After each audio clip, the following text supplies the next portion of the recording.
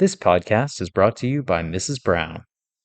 Fact: 96% of people I went to high school with would admit to having fallen asleep at some point during world history class. Fact: the other 4% had world history class with Mrs. Brown. Fact: 100% of the Little Middle Biggle cast enjoyed high school world history, and 100% of the Little Middle Biggle cast also had Mrs. Brown teaching them. Coincidence? Unlikely. Mrs. Brown. Supportiveness, scholarship, spunk. The best world history teacher in world history. Fact. Welcome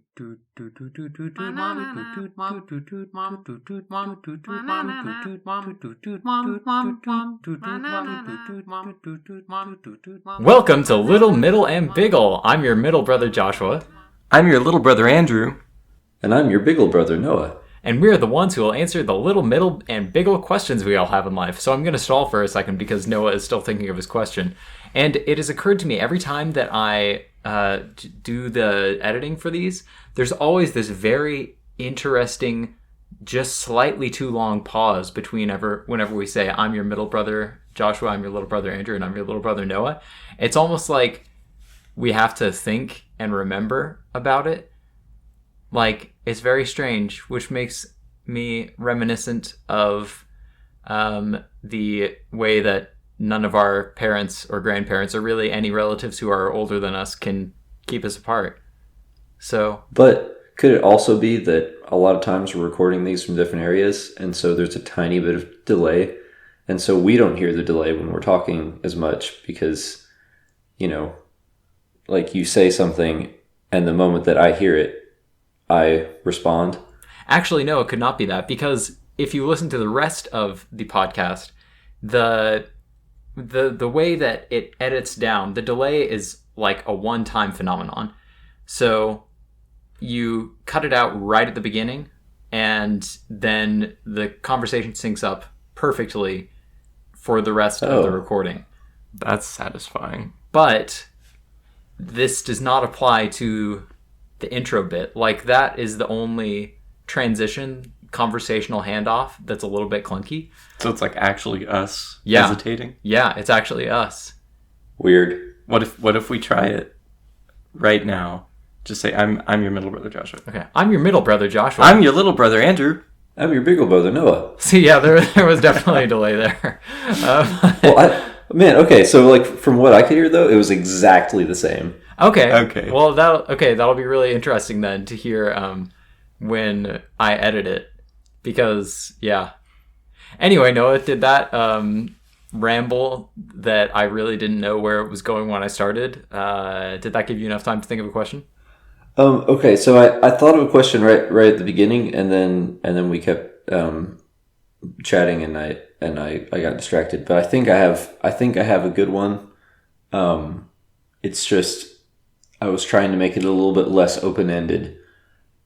Okay. But we'll leave it open-ended, and it may just spark furious debate, and we'll see where it goes. Great. It's a super simple one. The question is, what is the perfect pet? Okay. What's your answer? Question asker. So when I was thinking of it, I was looking at a houseplant and specifically a succulent, and I was thinking that may be the perfect pet because it takes minimal effort. It is scientifically shown to improve your mood. It makes oxygen that you breathe instead of stealing oxygen from you. And in some cases you can later eat it without it being a cultural taboo. Yeah, that's really weird that we're fine eating like a plant we consider our pet. But, no one wants to eat a dog. See, I think the rub there, the issue is that plants don't, Feel pain.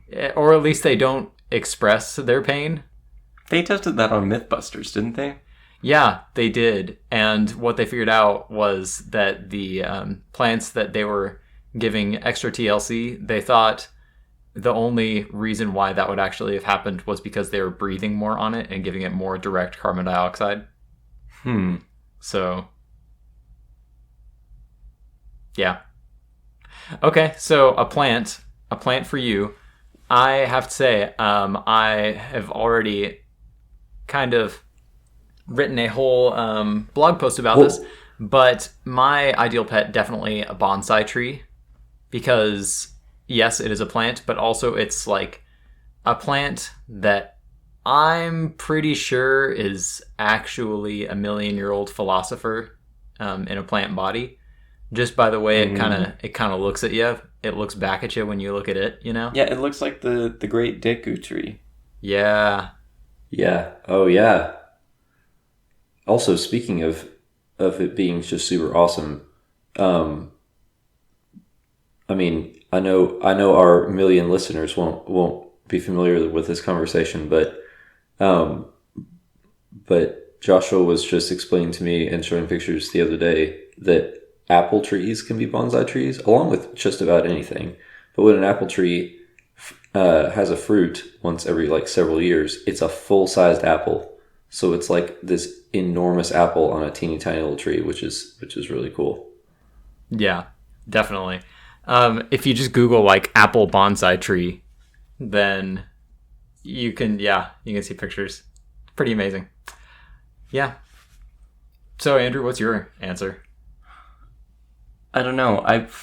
I don't feel like...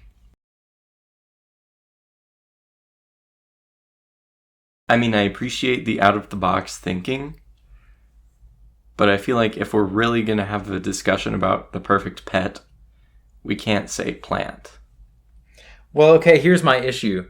I don't really want anything that is not in Kingdom Plante for my pet, because except like we were talking about with the you can eat it. With plants, you don't really feel that bad when they die, and that is kind of an inevitability, I feel like, for me at this point, that I will accidentally kill any pet that I have just because this sounds like I'm being one of those people who's like, oh, I'm so busy, my time is more valuable than anything in the Fort Knox. But like I just have other things that I'm focused on currently. And having a pet, would be one too many things to focus on. And so if I added that in, I would be doing all of the things plus one extra and doing all of them badly. But that's why something like a really low maintenance plant is great, because it will just politely mention to you that it is in need of water for like 6 months before it's like, okay, this is a problem, Yeah. But like if we're talking about, as Andrews was saying, if we wanted to talk about not plant pets, is there a non-Kingdom Plante pet that would be really low maintenance? Oh my gosh, yes. I thought of it. A sponge. Oh, that would be cool. Yeah. Also, yeah, and that fits in the whole, like, you don't feel that bad when it dies sort of thing, and also the really low maintenance.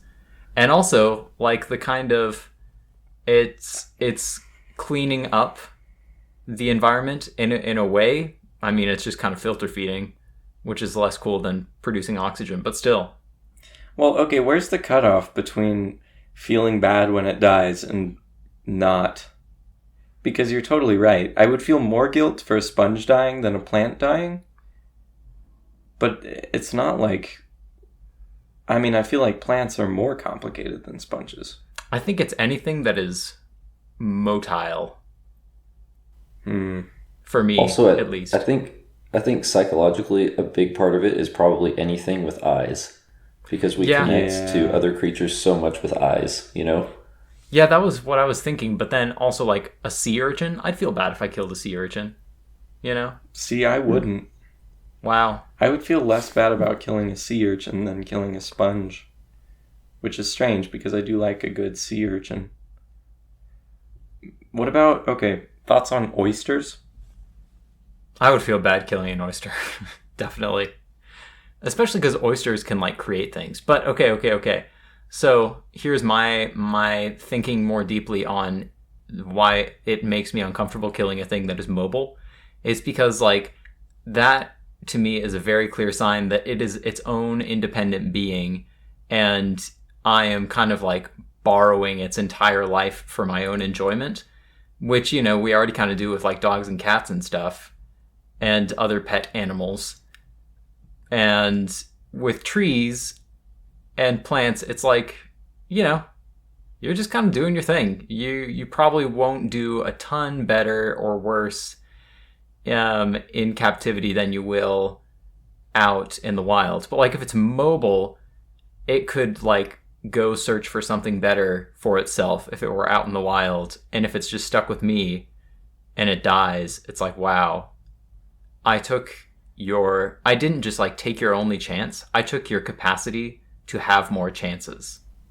And there's something heartbreaking about that. I understand that. Sorry, go ahead, Noah. Jinx. Okay, here. I'll just quick thought.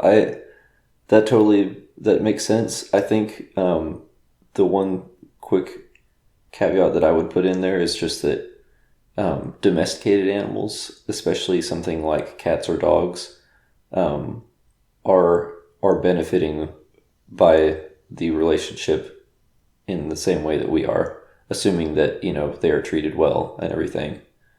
Like, you know, dogs love being around people and people love being around dogs, and we've evolved that over a large period of time. But, like, a wild animal is a different scenario, you know? Like, maybe it would benefit, but it's definitely not something that it has evolved to do for a long period of time. Yeah. What were you going to say, though, Andrew? Just, I mean, it is true, like, evolutionarily, dogs and cats would be benefiting. But it does seem a little paternalistic to be like, oh yes, their lives are better because of us. Even though our lives, I would argue, are also better because of them. But, like, could we live without dogs? Probably. Could modern dogs live without us? Not the small ones. Yeah.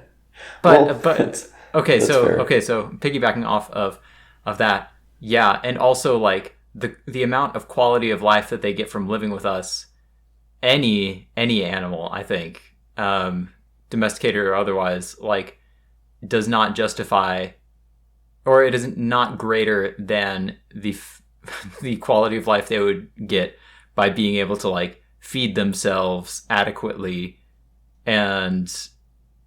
or feed themselves less adequately in the case of, like, super obese cats and stuff. If they were out in the wild and, like, able to actually live the life that their genetics wanted them to. But I mean, if we're talking about genetics or them being able to live out in the wild, or just actual objective quality of life, I think that we are kind of putting humans in a different category than all other animals, which I realize is a very human thing to do, and I mean, in some ways you can argue that humans are in a different category. But if you look at us just as another species, we just have a synergistic relationship with some other species.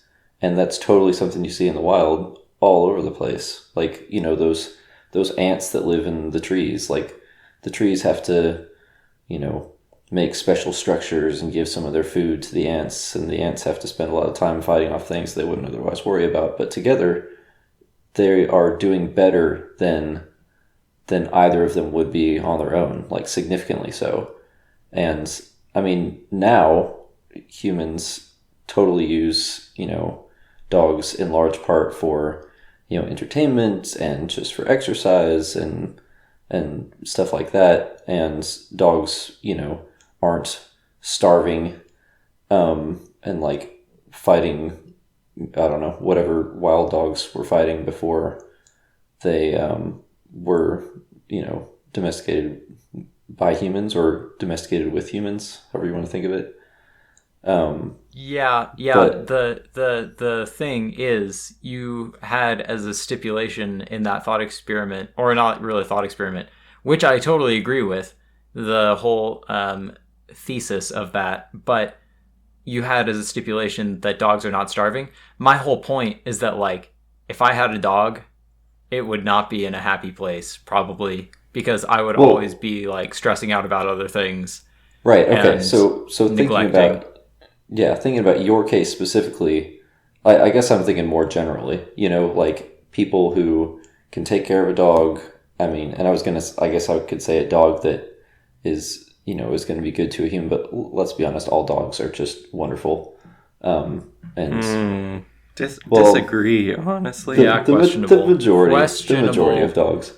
But like in specific cases, I mean, like right now, I wouldn't have a good ability to take care of a dog. I don't have a good yard to put it in. I don't, I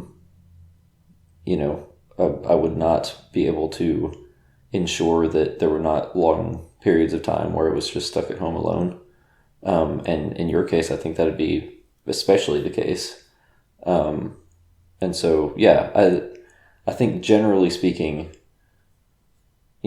people having dogs is not a bad thing. People having pets is not a bad thing, especially if it's a mutualistic relationship between the two of them. But on a case-by-case basis, for you, yeah, a dog would probably be a bad idea right now. Yes. Agreed. In conclusion, best pet, sponge. Yes. Yeah. For me. Yeah. Yeah. Actually, Cool. a sponge would be awesome. That's such a It cool would. idea. The thing about it is, I'm not sure if, or actually, I imagine from my experience having pets, is that you'd have to monitor the water pH. Having pets, I should say. Oh, yeah, having fish. So that would be a little bit more of a pain than like a bonsai tree. But, I think I would say optimal pet is a cat. Like the ratio of enjoyment to maintenance on a cat, very high. Wow, But you I must think- enjoy cats a lot more and also think cats are way lower maintenance than I do. Yeah. Also, I think that depends very strongly on the cat. I mean, true. Yeah. Like even more so than the other main pet that people have being dogs. I think that with cats, I mean, some cats just kind of suck. Yeah. And then that's just kind of a commitment that you have to that animal, unless you're like a really terrible person and just want to like throw it out. But I mean, then you're just kind of stuck with this small furry thing with razors on its hands and in its mouth that just is a jerk and Also- poops in your home. Yeah. Yeah. And also, I feel like I should maybe ask, so you're talking about how low maintenance they are relative to the amount of enjoyment you get. When's the last time you scooped out the litter box? Just saying. I mean, yeah. I mean, actually, Thanks, okay, Mom. if we're thinking, if we're thinking along those lines, maybe the best pet that you can have is someone else's pet that you also live with.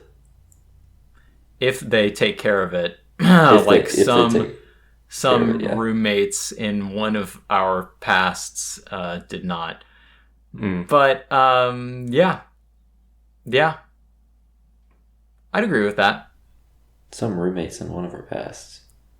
Noah. It was Cole. Oh, no. Actually, I was talking about, Maisie and Pepper. Oh, well, I think that's a little bit... That's in part an example of, not having as much time, but also just like, an example of every animal is different and has its own personality and energy level like humans do. And they were just 2 for 2 on the absolute craziest, most energetic, energy-sucking creatures on the face of the earth that also liked the taste of drywall. Yeah. So, that was... Yeah. But at the same time, like, it was really enjoyable to have them around. I enjoyed them being around way more than I would have if they were my own animals. Like, that would have been way more stressful. But because they were someone else's, a lot of the time I just got to be like, oh, they've been fed, they're being taken care of, blah, blah, blah, blah. I have an afternoon off. I'm going to take one of them to go to the park, and then sometimes they were absolutely bonkers, and then we were all busy, and then I would be fixing drywall, and they would continually eat it. That was not as much fun. But also, I can really fix drywall well now. I've learned to fix holes in the wall very well. Way to look at the silver lining there. Yeah. Man, that was a mess. Okay, go ahead. I feel like we've talked about this question way too long. I was really fighting to sift out a transition point there. But thanks for manufacturing one for me, Andrew. What's the middle question? Okay, so what book have you read that has had the greatest impact on your life? Okay, what's yours? Oh, question asker. I mean, I guess it's one of the great books I've read. The great as in of high magnitude of bookitude. It's a class. It's a class that he takes. He takes a class called Great Books, and they read the quote unquote they read great books. The great books. Yeah. I think it might be The Praise of Folly, which is by Erasmus. Because it's like, it's okay to be stupid, and like that's as much a part of our nature as like wanting to observe the universe. And it's just made me feel like, I've always been comfortable being a goof, but this has made me feel like I have a genuine reason to be a goof.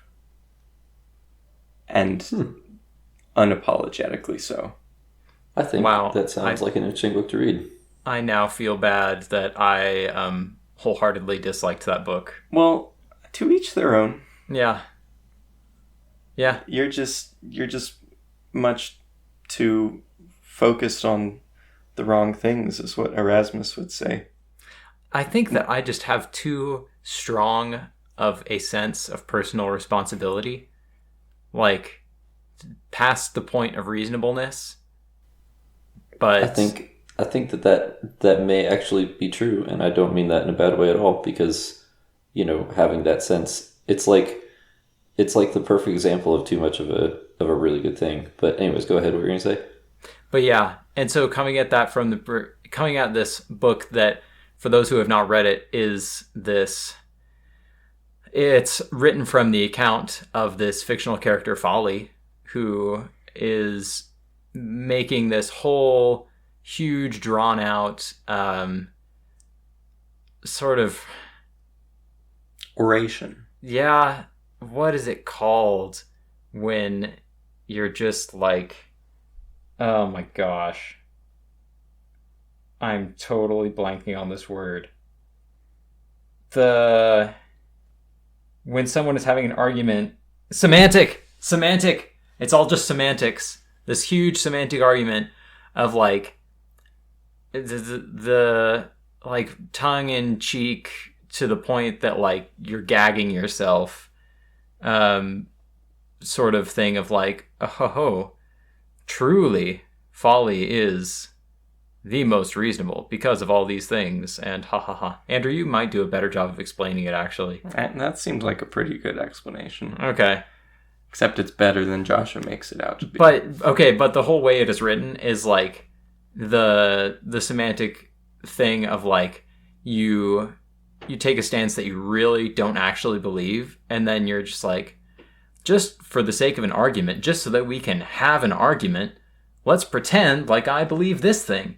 And I guess maybe it's just because like I for some reason I have a very hard time enjoying those conversations. Maybe just because I don't love conflict, and like why manufacture an argument when we could just agree? Well, I would agree with you, but like in the case of the praise of folly, that just only adds to it, you know? That's like part of the thing. See, I really don't agree. I think if Erasmus had said like, hey, you know, it's okay to be a little goofy sometimes. Let's take a concise and like clear look over these key reasons why I think that, and maybe I can convince you. But I think that's exactly what he did. He just made it in an interesting novel. No, he didn't make it interesting. He made it frustrating because he drew it out so long, as you do in semantic arguments. Yeah. See, I think it's just a piece of art, and it all adds together. But see, why try and like... Okay, so your analogy to a piece of art is making me think of it is like, what he did is he took a blurry picture of the backside of a baboon, and he's like, hey, let's guess what this is. When he could have just taken a picture of the baboon front on and been like, this is a baboon. And I would have enjoyed that so much more. But yeah. So I've never read this book, but what I've gotten so far is that this guy basically took a picture of the backside of a baboon and went, hey. Yeah. And that's all that I caught from this. That is exactly what it is. I can't even disagree with that, but again, it's, I mean, I guess it is part of it. Yeah, it's just a taste thing. A taste, and like, how much time are you willing to spend on examining these ideas? Because if you just want to kind of like fondle them around like a handful of pebbles and like shake them in your hands and get to feel their edges that way, then sure, that's great if you have the time and energy for that. But if you just want to see like the crystal clear perspective that each of those pebbles holds, it would be much more convenient just to have someone like hold them up in front of your face, say, this is this. Then next pebble, this is that. That's why I'm really surprised you didn't like The Republic. That's exactly what he does. I didn't mind The Republic. I just thought that the ideas in it were a little bit not realistic. Sorry, Noah, we can start talking about books that you've read now. No, that's okay. What's your answer? answer? Is interesting to hear. Okay, so my answer, thankfully I've had a few minutes to think about it, and this is not just to be plugging things, but definitely Even Human. Just because... Whoa! Yeah. Just because... So, the question was, you know, what has made, like, the most difference in our lives or had the biggest impact or something, right? Yes. Okay. So, through its, like, kind of sci-fi, you know, pulling me into it, and then, like, connecting me with all of the characters, I mean, even if I've, you know, objectively been able to think other things about homeless people in the past, like been able to think, you know, about, what their situation would be and everything. And it's different feeling like you connected with a bunch of characters in that situation and saw things through their eyes. And now I totally just look at homeless people in a different way. And I mean, I don't, I can't think of any other book that I've read that changed my worldview or my view on a large group of people as much as that. For example, I have, a bunch of like snacks and waters in the back of my car, and I've just always given them out because, that was just something in the book was what a drag it was to, be looking for food, and how the overtowners just didn't seem to understand that. And so I was like, well, it'd be really cool just to be able to do that for people. So I don't know. That's a longer answer than it needs to be, but yeah. Well, gee dang, I am so flattered and also heartened that you think that. For those of you who are not in the immediate family, because that's pretty much the only people who would know, Even Human is I would call it a book, but it's not published, a manuscript that I have written about an alien who crash lands on planet Earth, gets complete amnesia, and ends up living in a homeless colony as he tries to figure out who he is and where he's from. So, yes. That's really cool, though. Thanks for sharing that perspective. Yeah. Ooh. Clap, clap, clap, clap, clap. My answer, but before we get to my answer, I realized after I made the transition to Noah, after I forced the transition to Noah, Andrew, you never really got to explain a whole lot in depth about the Praise of Folly before I just started punching holes in your kite and watching it crash. So I feel like I said enough. Okay. Just wanted to make sure. If anything else pops to mind, feel free to interject. Okay. For me, it. Okay, it also the critique of organized religion is also wonderful in that. Yeah. But anyways, continue. It is a well done critique, I guess. Yes. So my book is All Quiet on the Western Front. Ooh, that's an interesting one. Yeah. Never read it. Oh man, it is one of the least pleasant books to read that I've ever read. But at the same time, it just made me... It very much humanized war for me, instead of just this thing where people disappear for a few years out of society, and then they come back a few years later and they're totally different, and it's like, man, what happened to you? I get that it was really hard and everything, but you're back in real life now. And it framed the trauma in such a way that made it obvious that it is not an event. It's not a pebble that drops into your life, the trauma of war, and creates ripples that spread throughout your life. It is like a boulder that splashes in and permanently lowers the water level of your proverbial pond because it is so invasive and disruptive and just takes a chunk out of the experiences that you are able to have and enjoy as a human being, not just during that time, but forever after. And really made me reconsider my thoughts on war and raise my standards hugely about what would qualify as a just war. And also just kind of made me reevaluate the United Statesian way of we are going to use force because that is easier than diplomacy. Whenever it is, something that we could kind of cover up because the other country is weak, or because we can put a pretty face on it by justifying it under some other terms. Yeah. Wow.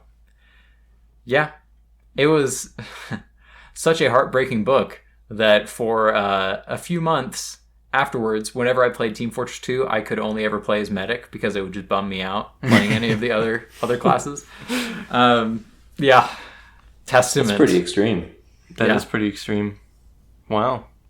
Any comments? Any follow-up thoughts? That's a much more profound book impact than mine. Well, I mean, it fits with the style of the book It's in true. question. It's true. Yeah. Each of ours did, I guess. Yeah, I agree. Yep. Cool. As a stimulant for emailing Little Middle Biggle at Outlook.com. outlook.com. You can tell we're official because we have an Outlook.com email address. Mm-hmm. Write and tell us what book has made the biggest impact on your life. Oh, hey. Yeah. Good plug. Man, I won't hold my breath on that. But yeah, I mean, if you're so inclined. Yep. Okay, transitioning to the bagel question, which is my honor today. Bagel. What is your greatest near miss in your life that you are so glad you did not end up missing? So that was a really poor way to say Okay. something that like you were on the fence about doing and you were really close to not doing, but you ended up doing anyway, and you are so glad that you did. For me, it is actually going to Spain.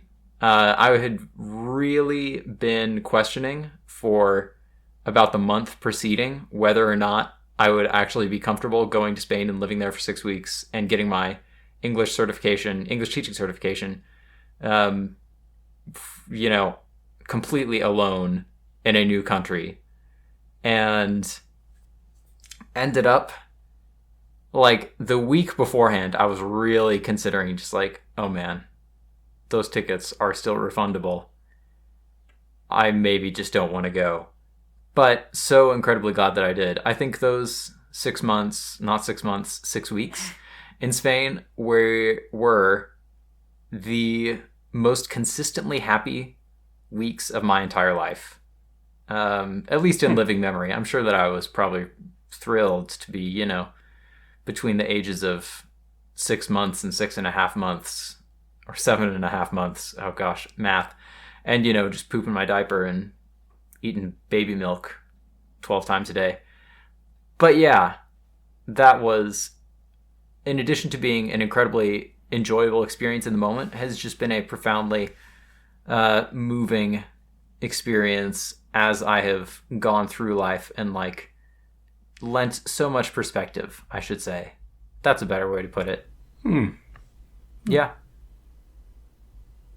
Also, it was a great bonding experience with Noah when he came out for the last 2 weeks to do intensive Spanish courses and just explore the beautiful city of Barcelona.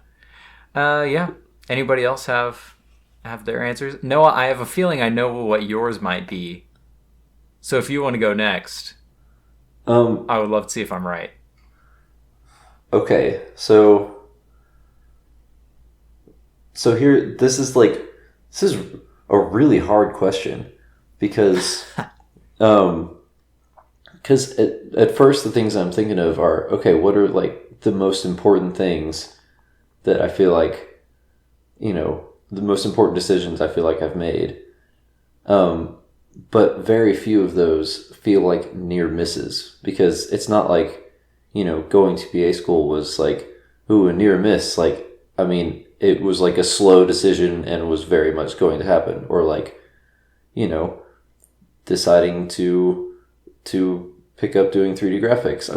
I'd always thought that would be cool. That was going to happen at some point, right? It's hard to think of things that did not feel like they were inevitably going to happen. But I have one that has come to the top of my head, and I feel like I'm curious if this is going to be it or not. But it would be, I don't know, I'm sure there are other examples too, but going on a date with Kelly. Yes, that was it. Yep. Okay. Yeah. So, that is, we've talked about this, what a near miss that was, for our listeners. Kelly and I met on the in a very respectable modern, and venerable. Yes, a respectable, venerable, modern way. We met on Tinder. and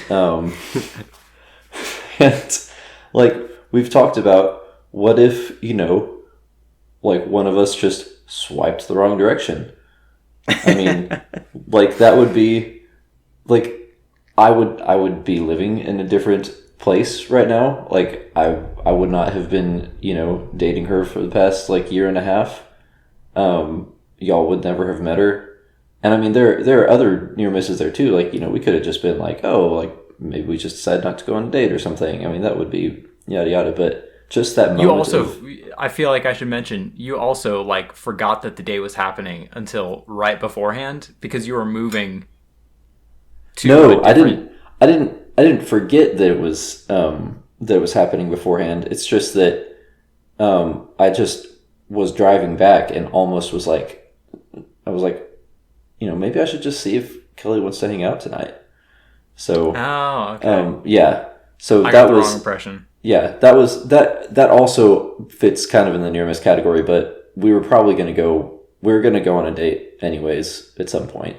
It just would have probably been later. But the most extreme near miss was definitely just the twitchy muscle movement of swiping in one direction or another. Like thinking back on it now, if I was in that exact same scenario and like, I just possessed my body from that moment, I would be so nervous. I'd be like, wait, which way? What do I do? Which way do I go? Oh my goodness. Yeah. Yeah. So that definitely, yeah. I think that is a very, in a very literal sense, a near miss. Cool. I'm so proud that I correctly that you picked that out. Yeah, man, that's hilarious. Man, imagine. What about you? Like, just like, sorry, I was just gonna throw in just for both of y'all. Imagine how many times you meet someone and you could totally have not met them. Like I think about that a lot, just going through my daily life. Like, how many of these random people, are going to end up being like a partner on some cool project, or are going to like, I'm going to help them get a job someday, or they're going to help me get a job someday, or are going to become like a lifelong friend. And I think I spend a lot of time, not a lot of time, that's the wrong way to put it, but I think that influences my social thinking too, as far as just wanting to meet people and talk to them and everything. It's like we could either one of us could be an important part of the other person's life at any moment. So yeah, weird, man. Yeah. Anyways, okay, go ahead. We're all just meat sacks. All just meat sacks, but some meat sacks are important meat sacks to some meat to sacks your are life. spiced better than others. Yep. And some meat sacks Okay. complement each other. Well, Andrew, what's your near miss? I am really racking my brain.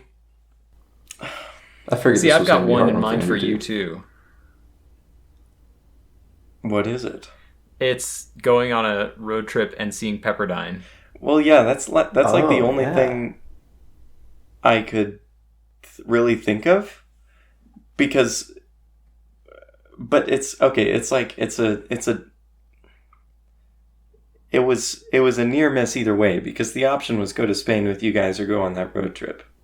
Yeah. Oh, that's a good point. So we could be having this conversation and you'd be like, man, I almost just went on a random road trip and ended up going to Spain. And then it was this like epic thing. Yeah. Now I go to Alabama Christian University. Or Rice. Baylor. I'm so glad I'm not in Houston. Yeah. Yeah, I guess I was that, because I mean, if I had not, and that was for Libby too. It wasn't even that I was interested in Pepperdine. It was that her mom was like, I think she should see this. And then we saw it, and then I was like, oh. You're like, oh, wait a second. Yeah, so I guess that is the biggest near miss of my life that I can think of at the moment. Which I'm glad that I don't have like a bunch of near misses. Yeah. I think. Yeah. Cool. Cool indeed. Yeah. Honorable mentions in my near miss category were signing up for organ at Hendrix because, I loved learning to play organ, even though I could not play anything on organ very well right now, and it would take me a long time to get back into the groove of it. That brought so much joy to my life for that period of time. Also, signing up for a fiction writing class, that's a pretty big one. Signing up for a fiction writing class my freshman year at Hendrix, because I needed something to fill my schedule, and I was like, I've liked writing in the past. I once got mildly internet famous at my high school because I wrote this wonderful piece called The Prom Narrative, wherein I detailed my relatively mediocre prom experience as a sophomore going with a senior. Oh my gosh. Wait, you wrote about that and Yep. became mildly high school famous? Yep. I don't remember this happening. Yeah, that's because you all were kept very unaware of it on purpose. Okay, Because, so story time. yes. So, okay, Noah, you remember the prom thing happening though, right? You just don't remember the narrative. I don't know if I do. Wow. Okay, so here's the story. This will not be as wonderful and concise as the prom narrative.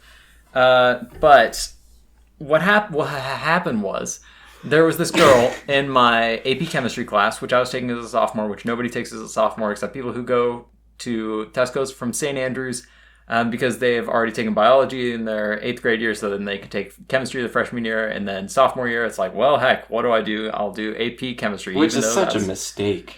AP chemistry was the bomb. Oh my gosh. I got a 5 on the AP exam. That's all I'm saying. I got a 3, and I have no idea how I passed it. Well, I got a 5. Well, good That's for all you. I'm saying. So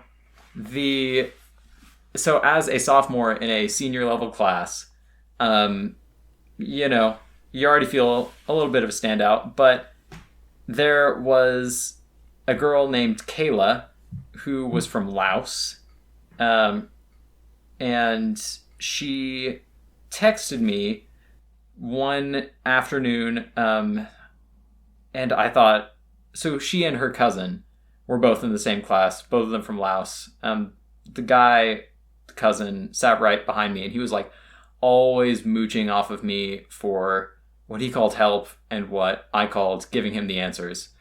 But anyway, so Kayla occasionally texted me for help, like legit help on chemistry. And so because I was like, oh gosh, I would be so uncomfortable over FaceTime, I would send these like huge, long text explanations to her and to really anyone else in the class who texted, because for whatever reason, chemistry and I just clicked. I remember that part. More than me with this senior girl who I had no romantic interest in whatsoever. But she texted me one day after school. Yes, we're to that point in the story. Texted me and said, hey, how's your day going? And I said, great, how's yours? And she said, not great. And so this is the point where I should have just said, too bad. Oh man, I'm sorry to hear that. Bye. But instead I said, what's wrong? And so then I was the one this time receiving a huge long wall of text detailing how this boy had asked her to prom and then asked another girl to prom. She, Kayla, had asked this boy to prom. He said yes. That is what happened. He asked another girl to prom while he had already said yes to Kayla. So Kayla said, well, I guess if you don't want to go with me, you don't have to. And he said, well, maybe I do want to go with you, but actually, no, I don't want to go with you. So she had a prom dress and everything, and she had no one to go with. And so she said, so I have a question for you. And I was like, oh no. And so I texted back, what's the question? She said, will you go to prom with me just as friends? He he he he he. And so I said yes. That's a very nice thing to do. I mean, I didn't really know what else to do because this conversation was happening over text, But at the same time, I was going to see her the next day in class, so it's not like I could just not open the text and not have the read receipt be sent, and then 6 months later be like, oh, well, I must not have gotten that text. Oh, man. Crossed wires. So, anyway, went to prom with her, ended up having a not too bad time. Mostly it was just very awkward, and very awkward because, like, I was there as friends. She was there as friends. And, yes. Also, there was another girl in my chemistry class who I truly did like quite thoroughly, who ended up being at prom also, and gave me a hug in front of Kayla, and said, oh, it's so good to see you here. And I was like, oh, yeah, this is great. And Kayla was like, oh. Yeah. And so I think the way I ended the prom narrative was just being like, so it was actually kind of worth it. It was also a lot more fun to read than to listen to. Yeah. And then I saw Kayla one more time after she graduated, and that was when she was in Pikachu pajamas at AmaCon, which is the Amarillo Comic Conference. Yeah, that was so much more detail than you guys asked for. But No, so the getting exactly what I internet wanted. famous part, I will be quick about the internet famous part. So I wrote this prom narrative, posted it on my Tumblr blog. Oh gosh. I forgot you had one of those. Yeah. And it was like this huge long post. Ended up sending it to like one of the guys in my pre-AP physics class, another upper level class that I was taking as a sophomore. And it got passed around like the junior year pre-AP AP crowd, a lot of whom were also in choir with me and in pre-AP physics with me. And they were all like, this is actually really good. And so I got kind of mildly famous for about a week because of it. And that was the start of my interest in creative writing. So maybe my actual near miss was going to prom with Kayla, even though that experience in and of itself wasn't like, wow, I'm so enriched. It still definitely kind of diverted my life onto a different path. Thanks, Kayla. I'm sure she's a listener. Yes, I'm sure she is a listener. Has to be. Yeah. Yeah. I mean, basically everyone is, so... Yeah, basically. Well, that was an epic story. Thank you for sharing. That was an epic story. Wow. Now that I've just word vomited, I will go ahead and roll the credits. This podcast is created by the three of us, edited by... The two of us. Written by none of us, edited and produced by me, Joshua, who is given up on concise credits. Hopefully it's also listened to and enjoyed by you, but no pressure. Hey, so join us next time as we unravel more of the world's little, middle, and big old questions, or just get tangled up in them. We'll see how things get there. If you have any questions, suggestions, and or comments, email us at littlemiddelbiggle@outlook.com. Do it. Especially for your favorite, most impactful book. For whatever reason, the word coming to mind is recipes. Responses. And yeah. Responses are just recipes for another person's thoughts. Whoa. I'm not even going to finish the credits because that was so good. Say bye, everyone. Bye. Bye. Bye.